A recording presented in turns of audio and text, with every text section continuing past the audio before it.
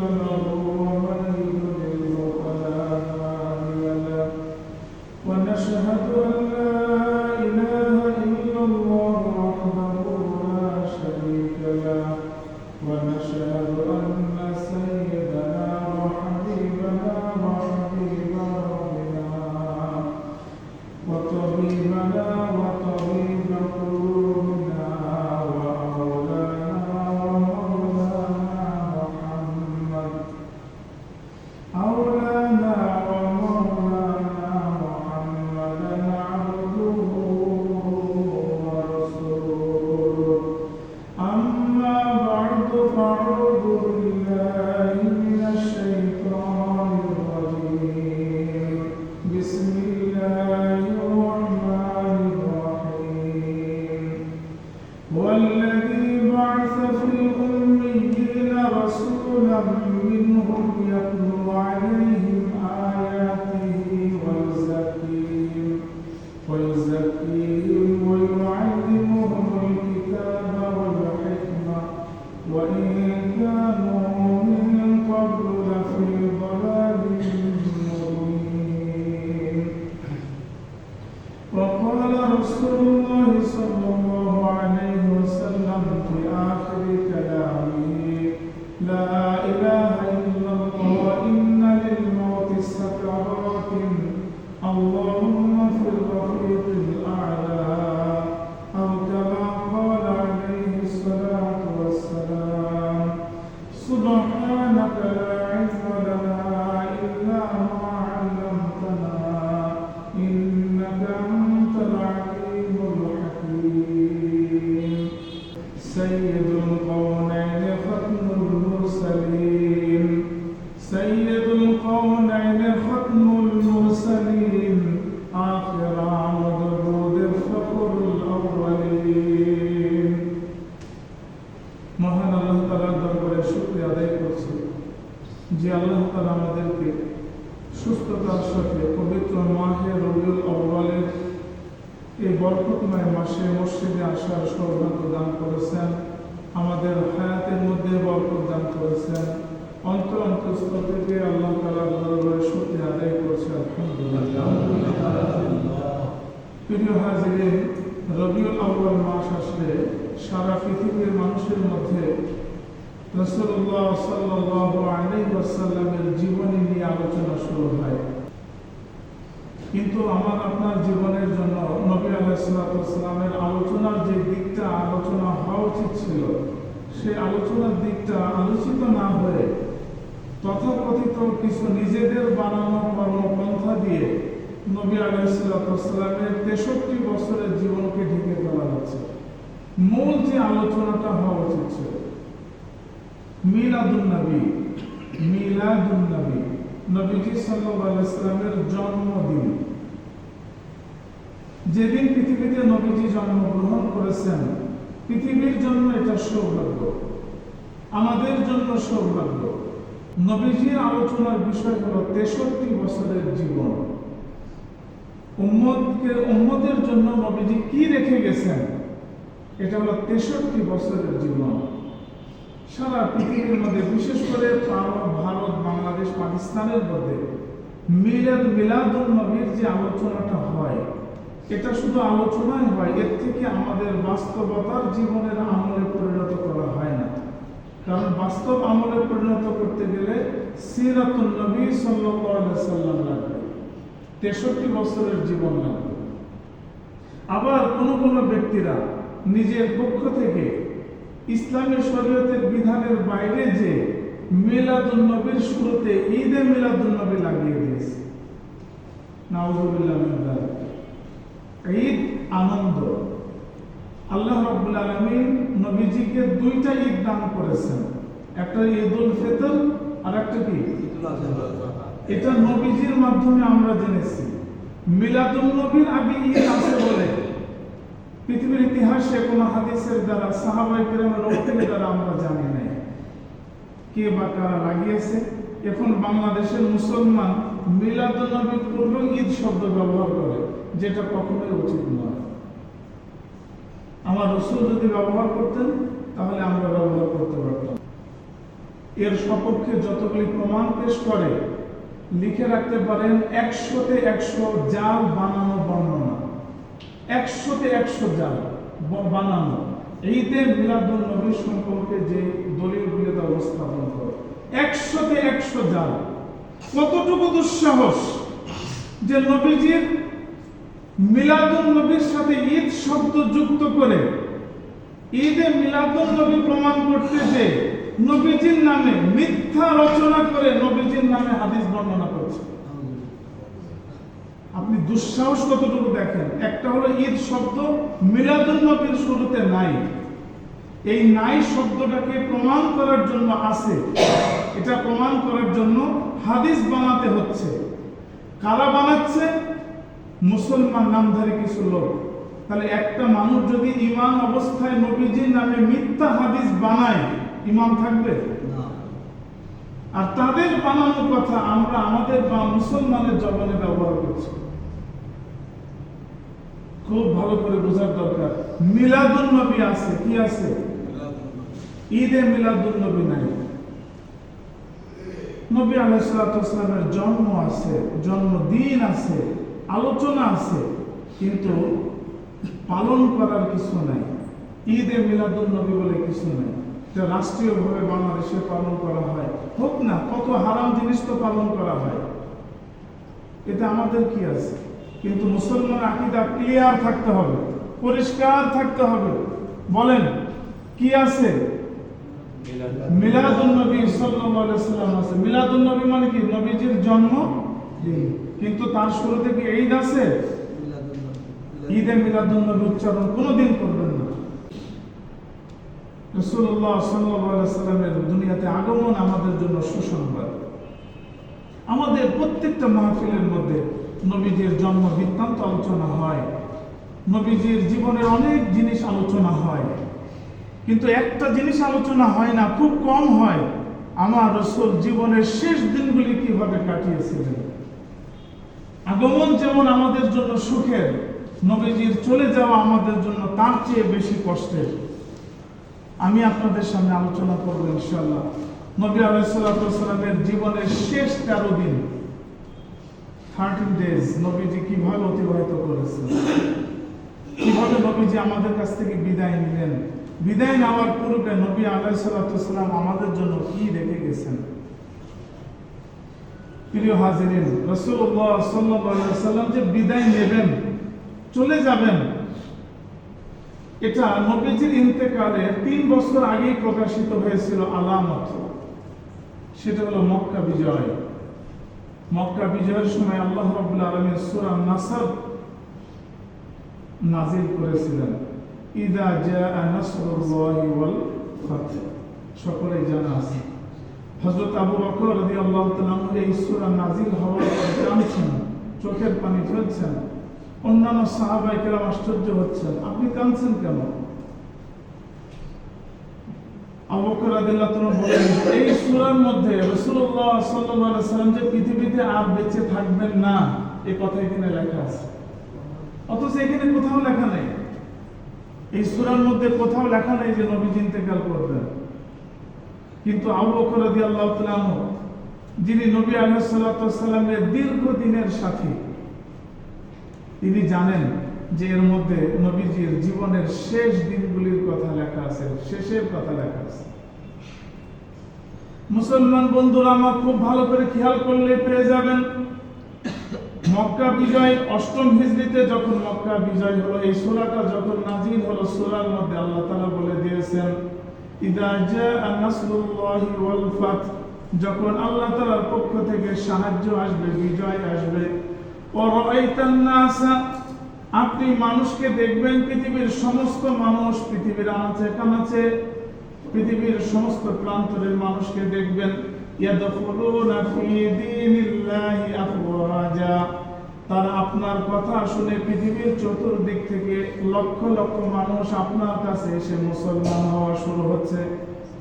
মুসলমান বন্ধুরা আমার, 8ম হিজরিতে আয়াত নাযিল হয়েছে, 9ম হিজরিতেই মুসলমান হওয়া শুরু হয়েছে। আরব বিশ্ব থেকে 36টা কাফেলা নবীজির কাছে এসে মুসলমান হয়েছে, লক্ষ লক্ষ মানুষ। আল্লাহ রাব্বুল আলামিন বলেন, যখন এই অবস্থা আপনার তৈরি হবে, ফাসাব্বিহ বিহামদি রাব্বিকা ওয়াস্তাগফির, তখন আপনি আল্লাহ তাআলার কাছে তওবা করে বেশি বেশি ইস্তিগফার করতে থাকেন। মুসলমান বন্ধুরা আমার, বলেন তো দেখি, আপনি এখানে ঢাকাতে গেছেন কোন একটা প্রয়োজন পুরা করার জন্য, যদি ঢাকাতে যাওয়ার পরে আপনার প্রয়োজন পুরা হয়ে যায়, আপনি কি ঢাকাতেই থাকবেন না বাড়িতে ফিরে আসবেন? স্বাভাবিকভাবে প্রয়োজন শেষ হলে গন্তব্যস্থলে তিনি ফিরে আসবেন।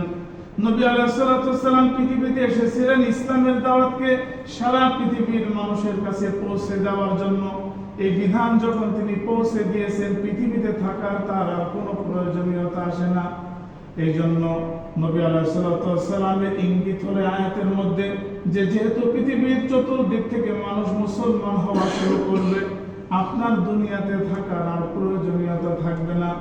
এর 3 বছর পরে 11তম হিজরি 29শে সফর, নবী আলাইহিস সালাতু ওয়াস সালাম তার অন্তরের মধ্যে অনুভব হয়েছে পৃথিবীতে মৃত্যুবরণের সময় আমার ঘনিয়ে এসেছে। কারণ যে মানুষটি মৃত্যুবরণ করে, যুবক হোক আর বৃদ্ধ হোক, মৃত্যুবরণের পূর্বে আল্লাহ তাআলা তার অন্তরের মধ্যে কোনো না কোনো একটা অবস্থা তৈরি করে দেন। দেখবেন অনেক মানুষ এমন আছে, বিদায় গ্রহণ করে বাজারে চলে যায়, বিদায় গ্রহণ করে কোনো একটা এলাকায় যায়, সে অন্তরের মধ্যে বুঝতে পেরেছে এই বিদায়টা আমার শেষ বিদায়, আমি আর বাড়িতে আসব না। এটা ওই ব্যক্তি ছাড়া আর কোনো ব্যক্তি অনুভব করতে পারবে না। আমাদের কাছে বড় আশ্চর্য লাগে, আমাদের মতো টকবগে যুবক তিনি বিদায় নিচ্ছেন কেন? কিন্তু তার অন্তরের মধ্যে কেমন যেন একটা ভাব তৈরি হয়েছে, হয়তো আমার দুনিয়াতে আর বেঁচে থাকা হবে না। মুসলমান বন্ধুরা আমার, নবীজি 29শে রজব বুধবার জান্নাতুল বাকিতে আসরের নামাজের পরে একটা দাফন কাজ সম্পূর্ণ করার জন্য জান্নাতুল বাকিতে গেলেন। একদম মসজিদে নববীর সাথে জান্নাতুল বাকি লাগানো। সমস্ত মানুষের কবর, মদিনাতে যারা ইন্তেকাল করতেন, যেখানেই মারা যাক না কেন, এখানে তাদের দাফন করা হতো। রাসূলুল্লাহ সাল্লাল্লাহু আলাইহি ওয়াসাল্লাম যখন ঘরে ফিরে আসবেন, সেদিন ছিল হযরত মাইমুনা রাদিয়াল্লাহু তাআলা আনহার ঘরে থাকার পালা। এক এক স্ত্রীর ঘরে একদিন করে থাকতেন। শুধুমাত্র আম্মা জান আয়েশা রাদিয়াল্লাহু তাআলা আনহার ঘরে 2 দিন থাকতেন। সাউদা রাদিয়াল্লাহু তাআলা আনহা, তিনি বৃদ্ধা ছিলেন, তার নিজের থাকার অংশকে আম্মা জান আয়েশাকে দিয়ে দিয়েছেন। রাসূলুল্লাহ সাল্লাল্লাহু আলাইহি ওয়াসাল্লাম যখন আসছেন, বাড়িতে রওনা দিয়েছেন জান্নাতুল বাকি থেকে, সামান্য রাস্তা, প্রচন্ড মাথা ব্যথা শুরু হয়েছে, প্রচন্ড মাথা ব্যথা, মাথা নিচে নেমে যাচ্ছে, ভার হচ্ছে, মাথা তুলতে পারছেন না। বাসায় আসলেন, মাইমুনা রাদিয়াল্লাহু তাআলা আনহার ঘরে নবীজি অবস্থান করলেন। এটা বুধবারের কথা, বিকেল বেলার কথা, 29শে সফর। অসুস্থতা শুরু হলো। পরের দিন বৃহস্পতিবার নবী আলাইহিস সালাতু ওয়াস সালাম অসুস্থতা তীব্র আকার ধারণ করলো। মাঝে মাঝে জ্ঞান ফিরছে, আবার অজ্ঞান হয়ে যাচ্ছেন, জ্ঞান ফিরছে, আবার অজ্ঞান হয়ে যাচ্ছেন। যে স্ত্রীর ঘরে ছিলেন, ওই স্ত্রী নবীজির সেবা করছেন। কিন্তু রাসূলুল্লাহ সাল্লাল্লাহু আলাইহি ওয়াসাল্লামের মনের আকাঙ্ক্ষা হলো আম্মা জান আয়েশার ঘরে থাকলে ভালো হয়। নবীজি বারবার জিজ্ঞাসা করছেন, আয়েশার পালা কবে আসবে?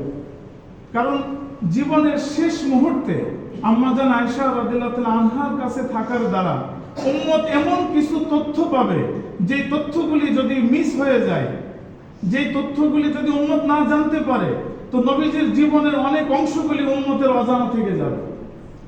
কারণ তিনি একজন বুদ্ধিমতী মেয়ে ছিলেন। 2600 হাদিস আম্মা জান বর্ণনা করেছেন। 2600 হাদিস, মহিলাদের মধ্যে এত হাদিস অন্য কোন মহিলা বর্ণনা করেন নাই। তো এই জন্য নবীজি বারবার বলছেন আম্মা জানদেরকে, আয়েশার ঘরে আসার দিন কবে হবে? সকল আম্মা জান পরামর্শ করলেন, করে বললেন যে রাসূল, আপনি আজকের থেকে আম্মা জান আয়েশার ঘরে থাকেন, আমাদের পালা বন্টন করার আপনার কোনো প্রয়োজন নাই, কোনো প্রয়োজন নাই, কারণ আপনি এখন অসুস্থতাকালীন সময়ের মধ্যে আছেন। আম্মা জান আয়েশা রাদিয়াল্লাহু তাআলা আনহার ঘরে নবীজি থাকা শুরু করলেন। এখান থেকে শুরু করে 5 দিন অতিবাহিত হয়েছে, একটানা আম্মা জান আয়েশা রাদিয়াল্লাহু আনহার ঘরে নবীজি ছিলেন। এই ভিতরকালীন অবস্থা আমাদের জানা নাই। এই 5 দিন নবীজি কেমন কষ্ট অতিবাহিত করেছেন এটা আমাদের জানা নাই। পরবর্তী সপ্তাহ বুধবার, অর্থাৎ রবিউল আউয়ালের বুধবার, নবী আলাইহিস সালাতু ওয়াস সালাম আম্মা জানকে বললেন, মদিনার মধ্যে 7টা কুয়া আছে, এখনো পর্যন্ত কুয়াগুলি আছে, যদিও অনেক কুয়ার পানি ব্যবহার করা যায় না। একদম মসজিদে নববীর আশেপাশে ঘেরা আছে, কাছাকাছি দূরত্ব। সাহাবাই কেরামকে উদ্দেশ্য করে নবীজি বললেন যে আম্মাজানকে বললেন, সাহাবাই কেরামকে বলো 7টা কূপ থেকে 7 বালতি পানি আনবে, এমন পাত্রে পানি আনবে যে পাত্র আগে ব্যবহার করা হয়নি। আম্মাজান আয়েশা রাদিয়াল্লাহু আনহা বলেন, আমার আব্বার মাধ্যমে সাহাবাই কেরামের সহযোগিতায় 7টি কুয়া থেকে 7 লোটা 7 বালতি পানি নিয়ে আসা হলো নবী আলাইহিস সালাতু ওয়াস সালামকে গোসল দেওয়ার জন্য। হযরত হাফসা রাদিয়াল্লাহু আনহার বড় একটা গামলা ছিল, সেই গামলার মধ্যে পানি রাখা হলো। এরপরে নবী আলাইহিস সালাতু ওয়াস সালামের শরীরে পানি ঢালা হলো। যতক্ষণ পর্যন্ত নবীজি নিষেধ না করেছেন ততক্ষণ পর্যন্ত নবী আলাইহিস সালাতু ওয়াস সালামের শরীরে পানি ঢালা হলো। আম্মা জান বলেন, পানি ঢালার এক পর্যায়ে নবীজি নিষেধ করেছেন। এরপরে নবীজির শরীর মুছিয়ে দেওয়া হলো। নবী আলাইহিস সালাতু ওয়াস সালামের জ্বর চলে গেল, কিছুটা সুস্থ অনুভব করলেন। তখন জোহরের নামাজের ওয়াক্ত শুরু হচ্ছে। নবীজি সাল্লাল্লাহু আলাইহি সাল্লাম বলেন, সাহাবীকে খবর দাও, আমি মসজিদে নববীতে যাব, আমি মসজিদে যাব নামাজ পড়ার জন্য। এটা বুধবারের কথা, রবিউল আউয়ালের বুধবার। মুসলমান বন্ধুরা আমার, হযরত আব্বাস রাদিয়াল্লাহু তাআলা আনহু হযরত আলী রাদিয়াল্লাহু তাআলা আনহুর কাঁধে ভর করে নবীজি সাল্লাল্লাহু আলাইহি ওয়াসাল্লাম মসজিদে নববীর মধ্যে গেলেন। নবী আলাইহিস সালাতু ওয়াস সালাম জোহরের নামাজের ইমামতি করলেন। নবী আলাইহিস সালাতু ওয়াস সালাম ইমামতিতে জোহরের নামাজ পড়লেন। কতদিন পার হয়ে গেছে নবী ইমামতি করেন না। 29 সফর থেকে শুরু করে এই যে 7-8 রবিউল আউয়াল পর্যন্ত নবীজি ইমামতি করেন নাই। নবী আলাইহিস সালাতু ওয়াস সালামের জীবিত অবস্থায় আবু বকর রাদিয়াল্লাহু তাআলা 17 ওয়াক্ত নামাজের ইমামতি করেছিলেন। নবী আলাইহিস সালাতু ওয়াস সালাম জোহরের নামাজ শেষ করলেন। সাহাবায়ে কেরামকে বললেন, তোমরা সকলে বসে যাও, আমি তোমাদেরকে কিছু নসিহত করব। নবী আলাইহিস সালাতু ওয়াস সালাম জোহরের নামাজের পরে মসজিদে নববীর মিম্বারের উপরে বসলেন। অনেক লম্বা নবী আলাইহিস সালাতু ওয়াস সালাম বয়ান করলেন। সর্বপ্রথম নবীজি বলেন, আল্লাহ তাআলার একটা বান্দা আছে, প্রিয় একজন বান্দা, যাকে আল্লাহ তাআলা বলেছেন, আমার প্রিয় বান্দা, ইচ্ছা করলে আপনি দুনিয়াতে আরো কিছুদিন থাকতে পারেন, ইচ্ছা করলে আপনি আখিরাতে রওনা হওয়ার পদ্ধতি বেছে নিতে পারেন। আল্লাহ তাআলার ওই প্রিয় বান্দা দুনিয়াকে প্রাধান্য না দিয়ে আখিরাতে আল্লাহ তাআলার সাথে দেখা করার জিনিসটাকে বেছে নিয়েছেন। আবু বকর রাদিয়াল্লাহু তাআলা কথা শোনার সঙ্গে সঙ্গে হাওমাও করে কেঁদে ফেললেন, কারণ তিনি বুঝতে পেরেছেন আমার রাসূলের জীবনের শেষ মুহূর্ত ঘনিয়ে এসেছে। কারণ এই প্রিয় বান্দা বলতে আর কেউ না, স্বয়ং রাসূলুল্লাহ সাল্লাল্লাহু আলাইহি ওয়াসাল্লাম। কারণ নবীজি তার মুখ থেকে বলেছেন, মানে আর বেশি দিন আমরা নবীজিকে পাবো না। কেউ কাঁদছেন না, কেউ তো ভাষা বুঝতে পারছেন না, কেউ তো অবস্থা বুঝতে পারছেন না। কারণ আবু বকর নবীজিকে ভালোবেসেছেন, তার বন্ধুত্ব গ্রহণ করেছেন। তিনি বুঝতেছেন যে এর মধ্যে কি লোকানো আছে। প্রিয় ভাইরা আমার বাবা মারা গেলে, আমার মা মারা গেলে আপনার ভিতরে যে বিচলতা, তার থেকে সাহাবায়ে কেরামের বিচলতা বেশি ছিল। নবীজি কি চলে যাবেন? আবু বকর রাদিয়াল্লাহু তাআলা যখন কাঁদলেন, সাহাবায়ে কেরাম অবাক বিষয়ে প্রশ্ন করছেন, তার দিকে তাকায় আছেন। নবীজি বয়ান করছেন, নবীজি বলছেন, আজকের থেকে মসজিদে নববীর যতগুলি দরজা আছে সমস্ত দরজাগুলি বন্ধ হয়ে যাবে, একটা দরজাও খুলবে না, শুধুমাত্র আবু বকরের দরজা খোলা থাকবে। এর অর্থ হলো নবী আলাইহিস সালাতু ওয়াস সালাম তার স্থলাভিষিক্ত নির্বাচন করে যাচ্ছেন। ওইদিকে আম্মা জান আয়েশা আনহা নবীজির বক্তব্য শুনছেন, বয়ান শুনছেন। নবী আলাইহিস সালাতু ওয়াস সালাম বারবার নসিহতের মধ্যে বলছেন, আমি উম্মতকে রেখে যাব, সাহাবায়ে কেরাম তোমরা একে অন্যকে আঘাত করো না, তোমরা একে অন্যকে রক্তপাত করো না, তোমরা একে অন্যকে আঘাত করে দূরে সরিয়ে দিও না। নবীজি বারবার অনেক লম্বা আলোচনা, আমি আর লম্বা আলোচনা দিকে যাব না, অনেক লম্বা খুতবা নবীজি বলেছেন, নামাজের কথা বলেছেন, তারপরে অধীনস্থদের হকের কথা বলেছেন, অনেক লম্বা কথা বলেছেন। রাসূলুল্লাহ সাল্লাল্লাহু আলাইহি ওয়াসাল্লাম ওই দিন জোহরের নামাজ পড়লেন, ইমামতি করেছেন, আসরের নামাজের ইমামতি করেছেন, মাগরিবের নামাজের ইমামতি করেছেন। বুধবার নবী আলাইহিস সালাতু ওয়াস সালাম মাগরিবের নামাজে লম্বা তেলাওয়াত করেছেন 29 নম্বর পারার সর্বশেষ সূরা, সূরাতুল মুরসালাত, ওয়াল মুরসালাতি উরফা। মুসলমান বন্ধুরা আমার, মাগরিবের নামাজ নবীজি পড়েছেন বুধবার, এটাই নবীজি সাল্লাল্লাহু আলাইহি সাল্লামের জীবনের সর্বশেষ পড়ানো পূর্ণাঙ্গ নামাজ। এরপরে মৃত্যু পর্যন্ত নবীজি পূর্ণাঙ্গ নামাজ পড়াতে পারেন নাই। এরপরে নবী আলাইহিস সালাতু ওয়াস সালাম বাসায় চলে গেছেন, এশার নামাজ থেকে আর আসতে পারেন নাই। পরের দিন জোহরের নামাজের সময় আবু বকর রাদিয়াল্লাহু তাআলা আনহু সহ সমস্ত সাহাবায়ে অপেক্ষায় আছেন নবীজি আমাদেরকে নামাজ পড়াতে আসবেন। এদিকে আম্মা জান আয়েশা রাদিয়াল্লাহু তাআলা আনহাকে নবীজি বলছেন, তুমি তোমার আব্বাকে বলো তোমার আব্বা যেন নামাজের ইমামতি করে দেয়। আম্মা জান বলছেন, ওগো রাসূল, আমার আব্বা তো নরম হৃদয়ের মানুষ, দুর্বল মানুষ, কারণ এই জায়নামাজে যদি রাসূলের জায়গায় আমার বাবা দাঁড়ায়, আমার বাবার নামাজ কোনোদিন শেষ হবে না। নবীজি বলছেন, আয়েশা তোমার বাবাকে বলো নামাজ পড়ে, কারণ আমি রাসূলের দৃষ্টিতে তোমার বাবার চাইতে উপযুক্ত কেউ নাই আমার জায়গায় দাঁড়ানোর মতো। আম্মা জান বলছেন, রাসূল আপনি আপনার কাছে মেহেরবানি, আপনি অন্য সাহাবীকে বলেন, কারণ তিনি মেয়ে হিসেবে তার বাবাকে খুব ভালো চেনেন। তিনবার নবীজি বলেন, আয়েশা তোমার বাবাকে বলো এখানে নামাজ পড়ানোর জন্য। এর আগে তিনি নামাজ পড়িয়েছেন 1-2 ওয়াক্ত, নবীজি আসবেন এই অপেক্ষায়, কিন্তু নবীজি আসছেন না। যখন অর্ডার করলেন যে আমার পরিবর্তে ওই জায়গায় আবু বকরকে ইমামতি করো, তখন সাহাবায়ে কেরাম তো কষ্ট পাবেন, বুঝে ফেলবেন যে নবীজি আর হয়তো সুস্থ হবেন না। আবু বকর রাদিয়াল্লাহু তাআলা আনহু তাকে সংবাদ দেওয়ার আগে আম্মা জান 3বার নবীজির কথাকে রিফিউজ করলেন, ওগো রাসূল আপনি কথাকে পরিবর্তন করেন। তৃতীয়বার নবীজি বিরক্ত হয়ে গেলেন, রেগে গেলেন, আয়েশা তুমি কি আমার কথা শুনবে না, তোমার আব্বাকে বলো নামাজ পড়ানোর জন্য। আবু বকর রাদিয়াল্লাহু তাআলা নামাজ পড়াচ্ছেন, তিনি কাঁদছেন, সাহাবায়ে কেরাম কাঁদছেন। জোহরের নামাজ, কোনো কেরাত নাই, কোনো আওয়াজ নাই, কিন্তু সকলেই কাঁদছেন, কারণ ওই যে দৃশ্যের কথা মনে পড়ে যাচ্ছে। এভাবে বৃহস্পতিবার দিন অতিবাহিত হচ্ছে, নবীজির মধ্যে ব্যথা যন্ত্রণা আবার তীব্র আকার ধারণ করছে, তীব্র থেকে তীব্রতর হচ্ছে। বৃহস্পতিবার নবীজি আর মসজিদে আসতে পারেন নাই, শুক্রবার নবীজি মসজিদে আসতে পারেন নাই, আম্মা জান আয়েশার ঘরে আছেন। শনিবার জোহরের নামাজের পূর্বে নবীজি সাল্লাল্লাহু আলাইহি সাল্লাম কিছুটা সুস্থ অনুভব করলেন, সর্বশেষ সুস্থতা, একটু শরীরে শক্তি পেলেন। নবী আলাইহিস সালাতু ওয়াস সালাম বললেন ওই দুইজন সাহাবী আব্বাস এবং হযরত আলী রাদিয়াল্লাহু তাআলা আনহুকে খবর দেওয়ার জন্য। হযরত আব্বাস রাদিয়াল্লাহু তাআলা আনহু তখন ছিলেন না, তার ছেলে ফজল ইবনে আব্বাস রাদিয়াল্লাহু তাআলা আনহু আসলেন, আলী রাদিয়াল্লাহু তাআলা আনহু সহ নবী আলাইহিস সালাতু ওয়াস সালামকে কাঁধে ভর করে তারা নিয়ে গেলেন। তখন জোহরের নামাজ শুরু হয়ে গেছে, অলরেডি দুই রাকাত নামাজ সম্পূর্ণ হয়ে গেছে, জোহরের নামাজ চলছে। যখন নবী আলাইহিস সালাতু ওয়াস সালাম মসজিদের ভিতরে ঢুকলেন, তখন সাহাবায়ে কেরাম অনুভব করতে পেরেছেন, আবু বকর রাদিয়াল্লাহু তাআলা নামাজের মধ্যে অনুভব করতে পেরেছেন, তিনি 2 রাকাতের মধ্যে শেষে তিনি সামনের কাতার থেকে পিছনে সরে গেলেন, অর্থাৎ এখানে ইমামের জায়গায় তিনি দাঁড়িয়েছিলেন, তিনি পিছনে সরে গেলেন।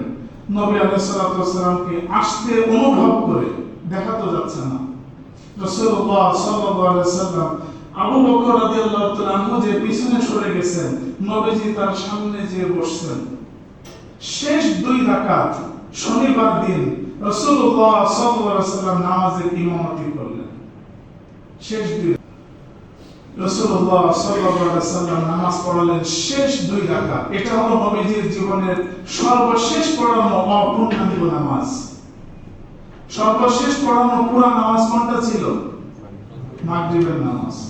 আর এটা ছিল অপূর্ণাঙ্গ নামাজ। নবীজি যখন নামাজ সম্পূর্ণ করলেন, তখন নবীজির পায়ের কোনো শক্তি ছিল না। তিনি সাহাবীর কাঁধে ভর করে আবার মসজিদে নববী থেকে ঘরে ফিরে গেলেন। নবীজির পা জমিনে হেঁচড়াচ্ছিল, স্বাভাবিক কোনো শক্তি নবীজির ছিল না। শনিবার দিন অতিবাহিত হলো, সাহাবায়ে কেরাম অপেক্ষা করছেন। শনিবার আর নবীজি মসজিদে আসতে পারেন নাই। রবিবার দিন ফজরের নামাজ ঘরে সম্পূর্ণ করার পরে আম্মা জান আয়েশা রাদিয়াল্লাহু তাআলা আনহাকে নবীজি 2টা হুকুম করলেন।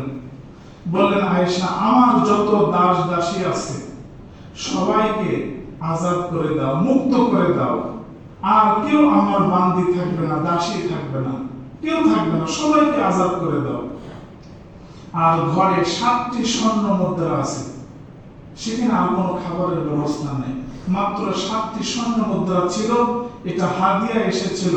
আম্মা জান আয়েশা আনহাকে নবীজি বলছেন, এটা আমার মৃত্যুবরণের পূর্বে দান করে দাও, যেন যেভাবে এসেছিলাম ঠিক সেভাবে আমি আমার আল্লাহর কাছে ফিরে যেতে পারি। উম্মতের শিক্ষা আছে। বলেন, আমরা যখন এসেছিলাম কিছু নিয়ে এসেছিলাম? আমি রিক্ত হস্তে আল্লাহর কাছে ফিরে যেতে চাই। আম্মা জান আয়েশা আনহা চিন্তা করলেন, নবীজির এখন সেবা করা দরকার। আমার মনে আছে পরবর্তীতে আমি এই টাকা দান করে দেব, স্বর্ণ মুদ্রা দান করে দেব। নবীজির খেদমতে লিপ্ত থাকার কারণে তার এটা মনে নাই। কিন্তু নবী আলাইহিস সালাতু ওয়াস সালাম তো রিক্ত হস্তে চলে যাবেন, একদম কর্মদক শূন্য অবস্থায় চলে যাবেন, কিচ্ছু নেবেন না। নবীজির তো মনে আছে। মুসলমান বন্ধুরা, নবী জিজ্ঞাসা করলেন, আয়েশা তুমি কি দান করেছো? আম্মা জান বলেন, রাসূল আপনার খেদমতে ব্যস্ত থাকার কারণে দান করতে মনে নাই, পরে করে দেব। নবী আলাইহিস সালাতু ওয়াস সালাম বলেন, এই মুহূর্তে করে দাও। এই কথা বলে নবীজি আবার যখন জ্ঞান হারিয়ে ফেলেন, আম্মা জান নবীজির খেদমতে ব্যস্ত হয়ে গেলেন। আবার আম্মা জানের মনে নাই, নবীজি জ্ঞান ফিরে আসলো, আবার জিজ্ঞাসা করলেন। আম্মা জান আয়েশা রাদিয়াল্লাহু তাআলা আনহা বলেন, রাসূল আমার তো মনে নাই আপনার খেদমতে থাকার কারণে। নবীজি বললেন, এই মুহূর্তে তুমি আগে দান করে আসো। যতক্ষণ পর্যন্ত ঘরের মধ্যে 7টা স্বর্ণ মুদ্রা থাকবে ততক্ষণ পর্যন্ত তোমার রাসূল স্থির থাকতে পারছেন না, অন্তরের মধ্যে স্থিরতা আসছে না।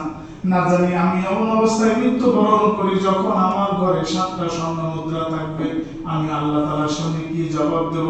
অথচ দেখেন, যেই রাসূল নিজেকে রিক্ত হস্তে মৃত্যুবরণ করার জন্য ইচ্ছা পোষণ করেছেন, ওই রাসূল উম্মতের দিকে তাকিয়ে আদেশ করেছেন, আমার উম্মত যদি ভবিষ্যতে সুন্দর হওয়ার জন্য যদি কোনো সম্পদ জমা করে রাখে, শরীয়তের দৃষ্টিতে কোনো গুনাহ হবে না, কোনো গুনাহ হবে না। আম্মা জান, সকল আম্মা জানদেরকে নবীজি 1 বছরের খরচের টাকা একবারে দিয়ে দিতেন। উম্মতের জন্য নবীজি সহজ করে দিয়েছেন। আপনার ব্যাংকে 1 কোটি টাকা আছে, কোনো সমস্যা নাই, যদি এটা হালাল হয়ে থাকে আপনি সারা জীবন ভোগ করবেন, কোনো সমস্যা নাই। কিন্তু আমার আপনার রাসূল নিজেকে কষ্টের মধ্যে থেকে জীবন যাপন করাইছেন, উম্মতকে সহজ করে দিয়েছেন। এটা হলো রবিবারের কথা। সোমবার ফজরের নামাজ যখন আবু বকর রাদিয়াল্লাহু তাআলা আনহু পড়াচ্ছেন, তখন নবীজি আম্মা জান আয়েশা আনহার ঘরে এই সেই সোমবার রবিউল আউয়াল। কিন্তু এটা কত তারিখ ছিল এটা অনেক সমস্যা, এটা নির্ধারণ করা খুব কঠিন। তবে অধিকাংশ মুহাদ্দিসিনে কেরামের মতে যেই সোমবার নবীজি ইন্তেকাল করেছেন ওই সোমবার ছিল রবিউল আউয়ালের 2 তারিখ, অথচ 12 তারিখটা বেশি প্রসিদ্ধ হয়েছে। যাক, এটা কোনো বিষয় না। সোমবার ফজরের নামাজের সময় নবী আলাইহিস সালাতু ওয়াস সালাম আম্মা জান আয়েশাকে বললেন, ঘরের পর্দাটা একটু খুলে দাও, আমি দেখব সাহাবী এবং আবু বকর কিভাবে নামাজ পড়ছে, আমি একটু দেখতে চাই। নবী আলাইহিস সালাতু ওয়াস সালামের সামনে পর্দা খুলে দেওয়া হলো। দেখলেন আবু বকর রাদিয়াল্লাহু তাআলা কিরাত তেলাওয়াত করছেন, সাহাবায়ে কেরাম পিছনে নামাজ পড়ছেন। যখনই পর্দা সরে গেছে সাহাবায়ে কেরাম অনুভব করতে পেরেছেন হতে পারে নবীজি আবার আসবেন আমাদের। তাদের একটা খুশি প্রকাশ মনে হচ্ছে তাদের অন্তরে। নবীজি মুস্কি হাসছেন শুয়ে শুয়ে। শেষ দৃশ্য দেখে যে আমার উম্মত, আমি যে আদেশ করেছিলাম নামাজের, সেই নামাজে জামাতের সাথে চলছে। নবীজি হেসেছিলেন। প্রিয় ভাইরা আমার, নবীজি যদি আজকের সময় মারা যেতেন আর এই আদেশ যদি আমাদের উপরে প্রয়োগ হতো যে তোমরা জামাতের সাথে নামাজ পড়বে, আমাদের অবস্থা দেখে আমাদের নবী কি হাসতে পারতেন? আমাদের নামাজের অবস্থা দেখে ফজরের নামাজে 1 কাতার মুসল্লি হয়, এই পুরা বাগমারায় শত শত মানুষ মুসলমান ঘরের মধ্যে শুয়ে থাকে, ফজরের নামাজে আসে না। এই দৃশ্য দেখে যদি এই বর্তমান প্রেক্ষাপটে আমার আপনার রাসূল ইন্তেকাল করতেন, কোনদিন হাসতেন না, ব্যথিত হৃদয় নিয়ে নবীজি চলে যেতেন। আমরা কিন্তু সেই নবীর আদেশের উপরেই আছি। আমাদের জীবনকে পরিবর্তন করতে হবে। শুধু মিলাদুন নবীর আলোচনা করে জিলাপি খেয়ে শেষ করলে হবে না, এটাই আমাদের আদর্শ। নবীজি মুস্কি হাসলেন যে আমার কথা অক্ষরে অক্ষরে বাস্তবায়িত হচ্ছে, যে ইমামের পিছনে সমস্ত মুসল্লিরা নামাজ পড়ছে। নবীজি খুশি হয়েছে। প্রিয় ভাইরা আমার, রাসূলকে কি আমরা খুশি করব না কষ্ট দেব? আপনি যদি জামাতে না আসেন নিঃসন্দেহে আপনি রাসূলকে কষ্ট দেবেন। আপনি সিদ্ধান্ত গ্রহণ করতে পারেন। শুধু 12 রবিউল আউয়াল আসে রসুলকে সন্তুষ্ট করা যাবে না, আশিকে রসুলের স্লোগান দিয়ে রসুলকে সন্তুষ্ট করা যাবে না। নবীজির আদর্শের উপরে জীবন চালাতে হবে। বেলা বাড়তে থাকলো, চাষের সময় হয়েছে। নবীজির শরীরের মধ্যে শিরা উপশিরাতে বিষের যন্ত্রণা শুরু হয়েছে। বিষ, এই বিষ কোথা থেকে আসলো? খাইবারের যুদ্ধ যখন শেষ হয়ে গেছে, তখন একজন ইহুদি মহিলা নবীজিকে ডেকে দাওয়াত করেছে। নবীজি সহজ সরল মনে গেছেন। এই পৃথিবীর মধ্যে সব থেকে বড় ষড়যন্ত্রকারী হলো ইহুদিরা। নবীজি মনে করেছেন একজন ইহুদি দাওয়াত দিয়েছে, যদি আমি গেলে সে মুসলমান হয়। নবীজি গেছেন। ওই ইহুদি মহিলা বকরির গোশত রান্না করেছে, তার গোশতের ভিতরে বিষ মিশ্রিত করেছে। দুঃসাহস দেখেন।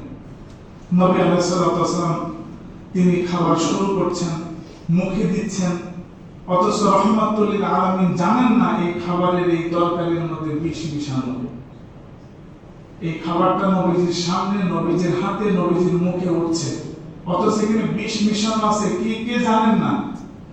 নবীজি জানেন না। তাহলে আসমান জমিনের খবর নবীজি জানবেন?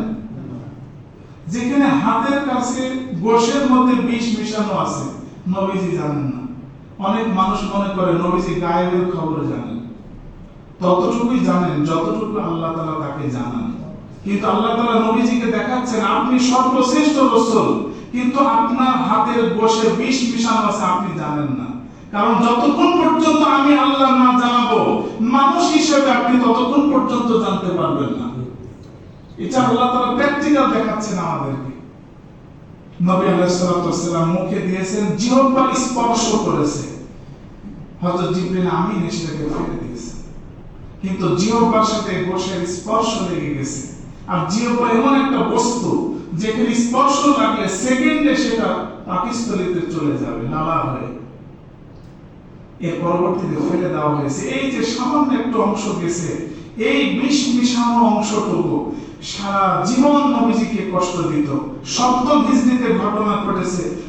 11 হিজরিতে নবীজি মারা গেছেন। 4 বছর পর্যন্ত নবীজি বিষের যন্ত্রণা ভোগ করেছেন। আম্মাজান বলেন, নবী আলাইহিস সালাম যখন চাষের সময় হয়েছে, তখন নবীজির চেহারা নীল হয়ে যাচ্ছে। আপনারা জানেন, যদি সাপে কাটে, বিষ মিশানো থাকে, চেহারাগুলি নীল হয়ে যায়, শিরা উপশিরাগুলি নীল হয়ে যায়। নবীজির শরীর এরকম হচ্ছে। নবী আলাইহিস সালাম বলছেন, আমার সমস্ত স্ত্রী, আমার জামাই, আমার কন্যা সবাইকে ডেকে নিয়ে আসো, আমি বিদায় গ্রহণ করব। বিদায় হবে, একে একে বিদায়। হযরত ফাতেমা রাদিয়াল্লাহু আনহা সর্বশেষ বিদায় গ্রহণ করছেন। সর্বশেষ, সবার সাথে বিদায় হয়ে গেছে, ফাতেমার সাথে সর্বশেষ বিদায় হবে। স্ত্রীরা ঘরের ভিতরে আছেন। ফাতেমা রাদিয়াল্লাহু আনহাকে নবীজি ডাকলেন, কানে কানে কথা বলছেন। সর্বপ্রথম ফাতেমা রাদিয়াল্লাহু আনহা একটু জোরে কেঁদে উঠলেন। এরপর নবীজি আবার তাকে ডাকলেন, আবার কানে কানে কথা বললেন। ফাতেমা রাদিয়াল্লাহু আনহা হাসলেন। আম্মাজান আয়েশা রাদিয়াল্লাহু আনহা জিজ্ঞাসা করলেন, ফাতেমা, নবীজি মৃত্যুবরণের সর্বশেষ কথা তোমার সাথে বলেছিলেন, আর কারোর সাথে বলেন নাই, কি বলেছিলেন?